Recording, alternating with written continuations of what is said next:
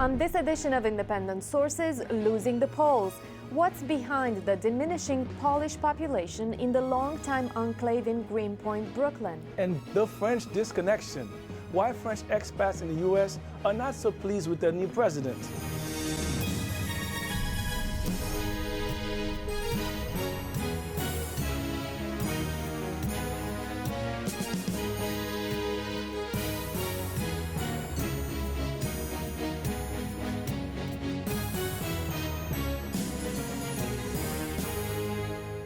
Welcome to Independent Sources. I'm Gary Pierre-Pierre. And I'm Viano Ravinka. Greenpoint, Brooklyn has always been a hub for Polish immigrants to the U.S., so much so that it's been called Little Poland. However, these days the number of Poles in the community is dwindling, due in part to increased rents in the neighborhood and better opportunities back home in Poland. Tonight, we'll take a closer look at how the community is dealing with these changes and how they're affecting business in the area. I spoke with reporter Aleksandra Slavic of the Polish daily Nowy Dziennik and Bożena Kamiński of the Polish Slavic Center in Greenpoint about who's coming to the area these days. Before that, Socialist President filed this report on how businesses and neighbors are reacting to the changing face of Greenpoint. This stretch of Manhattan Avenue in Greenpoint, Brooklyn has always been a hub for Polish businesses, whether it's to buy a link of kielbasa or a loaf of babka. Poles have come from as far away as New Jersey and Long Island to get a slice of home. One of the many businesses on the block is Poland International Meat. The store has been here since 1995, catering to its customers with meat and other food imported from Europe. Lucina Wierzbicki and her husband Zino own this store and another branch a block away. She has seen business decline somewhat in the last year. At the beginning, was very good. Now it's a little bit different. Because the Polish people, I don't know, they moved to the other state or they back to Poland, Poland International is one of the businesses having to revamp itself to meet the needs of the growing white American population moving into the neighborhood. We make the sausage, we make the hams, we make everything. We sell the hot food also. We try to sell the Polish food also, because I know the American people like the Polish food and American food. Her business is still doing relatively well compared to Staropolski Deli a few blocks south. They closed recently because the owners could no longer afford the rent. Margaret Mlodnika has been a resident in the area for nearly 22 years. She was disappointed to see the deli go, as well as her favorite card store. I think it was the one that has now videos, the green awning right behind Old Poland Baker. I think that's the store. That was the. Makes me feel sad, of course. I don't want that to happen. I don't mind anybody else to move here, but I want Polish people to stay here because I feel good when they are here. One community leader, though, is welcoming the change. Christopher Olachowski is the chairman of Community Board Number 1 in Greenpoint. He says the recent store closures and exodus should not be overblown. He explains that it's a transient population who can no longer afford to live in the neighborhood, not those who own property and are invested in the community. Since maybe 2004, 2005, subsequent to that, when the residential units started to come up on the waterfront, that's really started to have an impact on the changes taking place right now in this community. But to say that, on the one hand, certain groups of this ethnic community can no longer live here, doesn't mean that the ethnic community is being disenfranchised or marginalized for that matter. The consensus is that Poles very much want to be stakeholders in the changing community. Olachowski says that at least one developer, Belvedere Partners, wants the community to retain its Polish identity and flavor. And he's talking about having some part of Greenpoint be made into a Polish village. Let's have a Polish village so that when people come, they can get a better understanding of the culture, the culinary samplings and the traditions of this Polish community. Still, that's not totally comforting for someone as invested as Lucina Wierzbicki. Wierzbicki says that if the business continues to go south within the next 5 to 7 years, that they too may go south to Florida, where they have a home near a large Polish community. Reporting from Greenpoint, Brooklyn, Zyfas Lebrun, Independent Sources.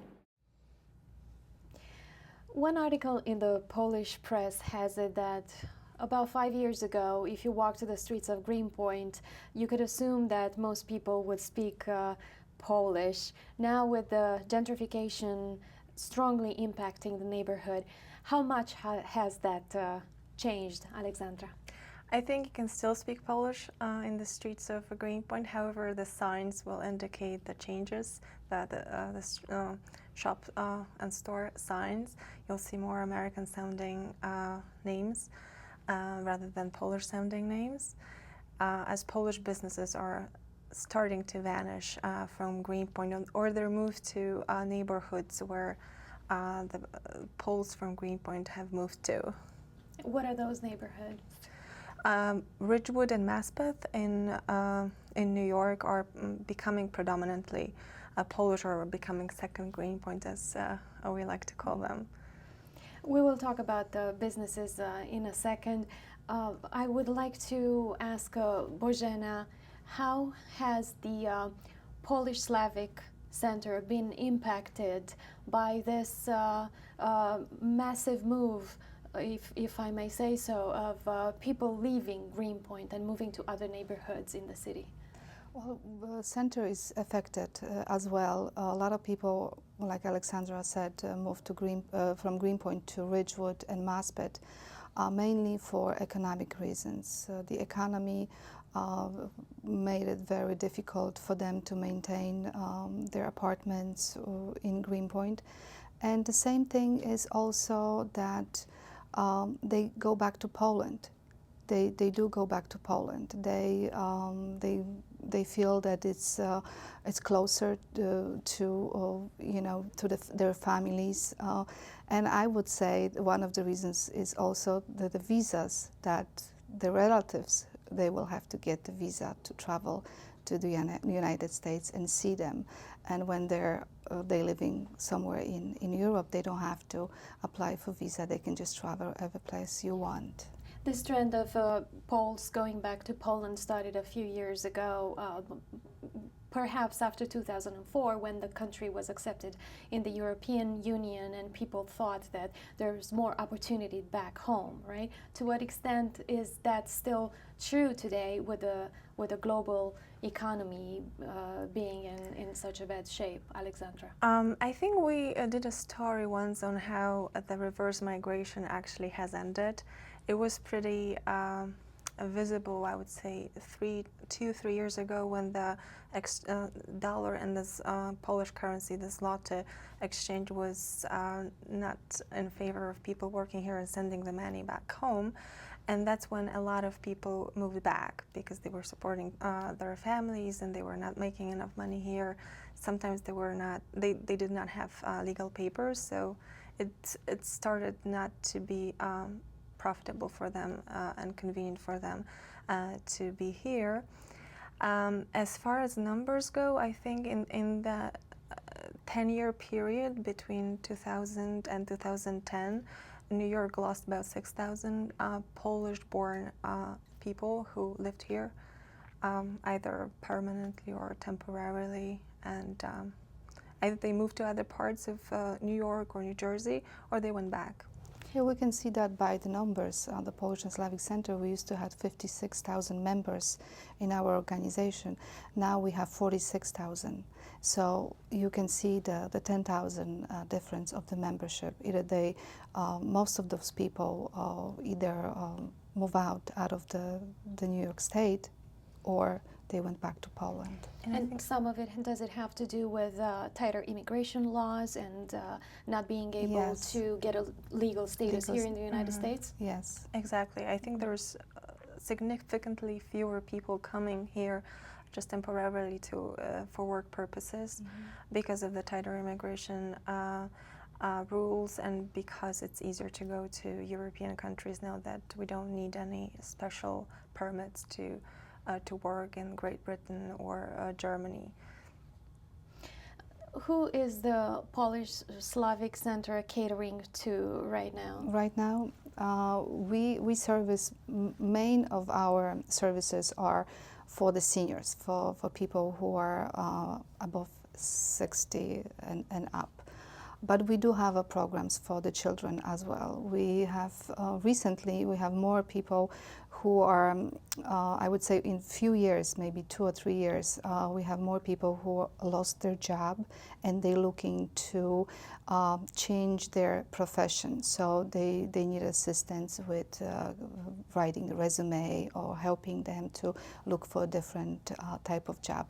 And because of the language barrier, most of them, they do have to learn English. So we have English classes. We have immigration program who is helping, you know, with whatever immigration issues they may have. And of course, children, like I mentioned before, children programs, fencing, yoga, different activities for the children. With Poles moving to different neighborhoods in New York City, do you at the Polish Slavic Center consider at all moving the center to to a Polish neighborhood? Everything is all about money and the finances. So we used to have program run in Ridgewood. We are thinking of opening a branch office there again. We had program in New Jersey because we also have members in New Jersey. Now we centralize in Greenpoint because of the expenses. We own the buildings, so we don't have to pay rent for those facilities, and we can, you know, have different programs run there for, let's say, for free, rent-free. But yes, Ridgewood is definitely next location that we may consider reopening. I think what's interesting to add, sometimes when I walk around the Polish Slavic Center and I talk to people interviewing them for different topics, and I usually ask them where they come from. And it's usually people who live in other parts of Brooklyn or Queens, but they come to Polish Slavic Center to run some errands or come shopping. So it shows that Greenpoint is still Polish, and there are still things that keep Polish people attracted to the neighborhood. Services like Bożena's or stores, agencies. In closing, Alexandra, let's talk about businesses and how they have been impacted. One article said that the choices that Polish businesses have is either adapt, adjust, or go under. Talk a little bit more about that. Exactly. There have been a couple of places that just decided to end their business, like the Staropolski meat market in Delhi that we recently wrote about. Some are adapting by, for example, catering also to other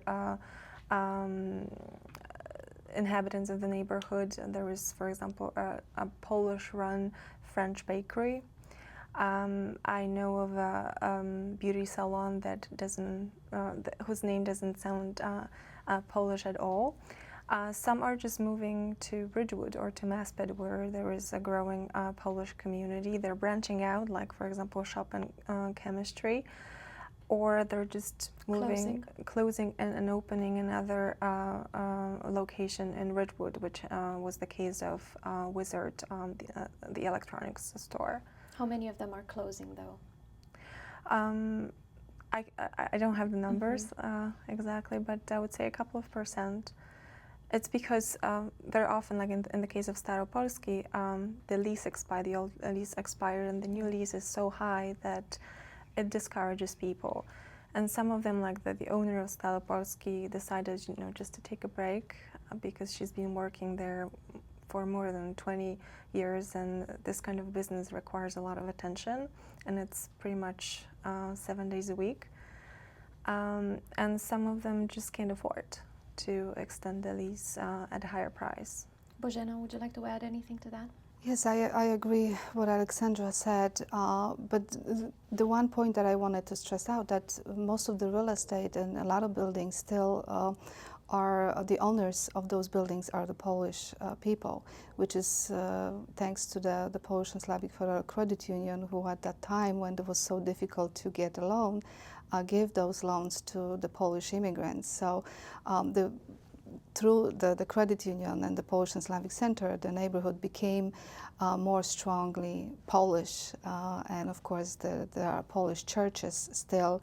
There's two parishes which are very, very strong, and they have Polish Saturday schools. So I see a good future of Greenpoint. We will maintain Polish for quite a bit. And there are still like social organizations very vibrant, like the Pulaski Businessmen Association. And Ridgewood, I would say, it has a lot of Polish people, but they're not as organized. I think they would still come back to Greenpoint to run errands and to maybe do something with organizations. So there will still be some Polish flavor to Greenpoint. Oh, I have no doubts about that, yes. Aleksandra Slavic and Bożena Kamiński, thank you both for being in studio with us today. Thank you. Thank you.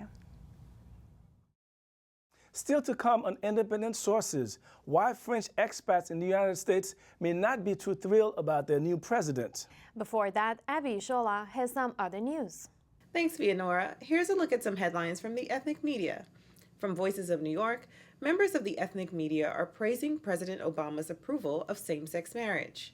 The Root.com writer, Stephen Gray, challenges those who claim it was a political mistake for the president to stand in favor of gay marriage. Gray also rebuffed the idea that homophobia prevails in the African American community.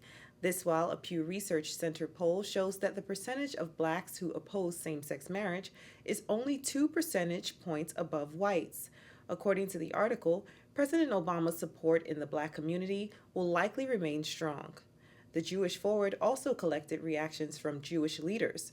Most praised the president's statement. The paper also reports that 81% of Jews support gay marriage, according to the Public Religion Research Institute. NewsCon reports that the Union Street Small Business Association in Flushing, Queens, plans to join forces with the Chinese Small Business Association to fight a bill that would require Korean businesses to post signs in English. If the bill is passed, stores would be required to post both an English sign along with a foreign language sign of the same size or pay a $250 fine. Senator Tony Avila, who proposed the bill, defended the measures, saying in case of an emergency, like a fire or a crime, authorities would have trouble locating the incident when there's no English sign. Residents say changing the signs could take years. Immigrant workers are looking forward to the summertime, not for the weather, but for jobs. El Diario La Prensa reports that jobs unique to the summer season, such as gardening on Long Island and walking dogs, will become the bread and butter for many immigrant workers. The publication spoke to one man who says when it gets hot outside, he gets more work painting houses in New Jersey, Connecticut, and Westchester County. Street vendors offering fruit and drinks also benefit from the season. From DNAinfo.com, residents on 68th Street and Broadway are willing to give up free parking to get rid of a food truck that operates on their block. Those who live on the block say the generator for the Potluck Cafe's truck is a disturbance. They also claim it attracts litter and blocks parking spaces. Since street vendors are not allowed to operate on metered parking spaces, frustrated residents in the area are asking the city to put meters there to evict the food truck. Joseph Okoli, a Nigerian immigrant who co-owns the Potluck Cafe, says his business is suffering because residents are telling customers not to buy food from him. And finally, 4 Caribbean teenagers who set out to learn more about the Jewish community in Crown Heights are telling their story in a radio documentary. The 4 teens were inspired by Ippy Award-winning documentary Living Apart in Crown Heights. The film focuses on the riots between Jews and Caribbeans in the area 20 years ago. The teens who immigrated to the United States from Jamaica and Guyana say for years they knew only common stereotypes about the Jewish community. In the 10-minute WNYC Radio Rookies documentary, they speak to their teachers, Black residents, and members of the Jewish community in Crown Heights to learn more about their Jewish neighbors. Those were just a few headlines from the ethnic media. Back to Gary and Vianora. Thanks, Abby. François Hollande was a political underdog for years, but he was able to defeat the beleaguered incumbent Nicolas Sarkozy in the recent French runoff election. Oland, the socialist candidate, ran on promises of easing fiscal austerity measures in France and taxing the wealthy. That earned him the title Président Normal, compared to Sarkozy, the millionaire president with a supermodel wife. But the politics of Paris played out in different fashion here in the U.S. French expats living in the U.S. voted overwhelmingly for Sarkozy. I spoke with the publisher of the magazine France Amérique about the election and why there was such a disparity between the expat and homegrown vote. Louis Carr, give us a sense of the French community in the United States or in New York City. What do they like? Where do they live? What do they do? There are registered over 300,000 French expats in the United States, and in the tri-state area, between 40 and 50,000 registered expats, French expats. They've come here for all kinds of reasons. For employment, obviously they're transferred by companies, but also for entrepreneurial reasons, to set up everything from galleries to other types restaurants, of restaurants, exactly, restaurants all over the place, exactly. Other kinds of businesses, and also lots of students come for education studies in the New York region in particular, because of all the universities here, NYU and Columbia, et cetera, CUNY, and for opportunities. Mm-hmm. Recently there were elections in France, and François Hollande defeated Nicolas Sarkozy in a very surprising election, I would say, no? Or well, actually, the French, the pundits weren't that surprised. Actually, the surprise was that it was a little closer than it was. They thought that Oland was going to win with a clear margin, but in fact, it was really quite close in the end. And in the United States, Sarkozy won by a clear margin of almost 60% compared to 50%. Why? I mean, in your website, you had a headline said, Sarkozy, President of the United States. Sarkozy would be president if elected here by the expat community here. I think it makes perfect sense, and it shouldn't be misconstrued with conservative. In fact, the notion of conservative there's a very different definition of conservative here as it is in France. The French come to the United States for all the reasons that are almost cliche, but also quite true, for opportunities. It's easier to launch businesses here. The American dream is still a dream to young French entrepreneurs, and so they come to try to launch businesses here in the U.S. And I think that the notion of conservatism by the French definition really is libéral, which means free markets, which in France is considered. So you're saying, although they may vote so-called conservative, but socially they're liberal? Right. Well, by our standards, they would be more liberal. Obviously, clearly, Sarkozy was more pro-business than Hollande, but yes. This is the first socialist president since Mitterrand. So there's a connection here. Your first name has to be François to be elected. How did France go so long with not having a socialist president? Well, I think the times have changed. I mean, the socialists had their day, and things go in cycles, as we see throughout the world. But there was a movement towards freer markets, towards reforms, and which brought in a wave of center-right politicians throughout Europe. And that now has actually, the pendulum is beginning to swing back the other way, especially with all the talk of these austerity measures. People at the grassroots level, at the most basic level, are really suffering, and they have a strong voice, and they're asking for more support from the government, which goes against the right or center-right position. So that's bringing back into power people like Hollande. Well, what does that mean for French expats living here? I mean, what's their reaction to this election? Well, it ranges from everything to thank goodness I'm here, to people feeling that they understand the strife and the sacrifices that are required of people that aren't doing so well, that a more socialist government would provide. You know, I read an article the other day about calling Hollande the accidental president. I mean, he was not very well known, or his political standing was not that well established in France. So what happened? Was this so much an anti-Sarkozy vote as opposed to a pro-Hollande vote? Oland has been in politics for a long, long time. He's an anarch. He went to the National School of Administration. Well, that's where everybody goes to school. That's right, except for Sarkozy, which is interesting. So he had been on the political scene all throughout, and in fact, as you know, his previous wife was Ségolène Royal, and she was a candidate for the presidential election against Sarkozy. Yes. That's right. And so he was always there, waiting in the wings, but. Up to this election, until the scandal that took place with Dominique Strauss-Kahn took place, he was still there in the shadows. Well, the day that story broke, they turned on the heat. And that's the former IMF director. Dominique Strauss-Kahn, excuse me, former IMF head that was the socialist presidential hopeful and was considered a shoo-in, really, at that time.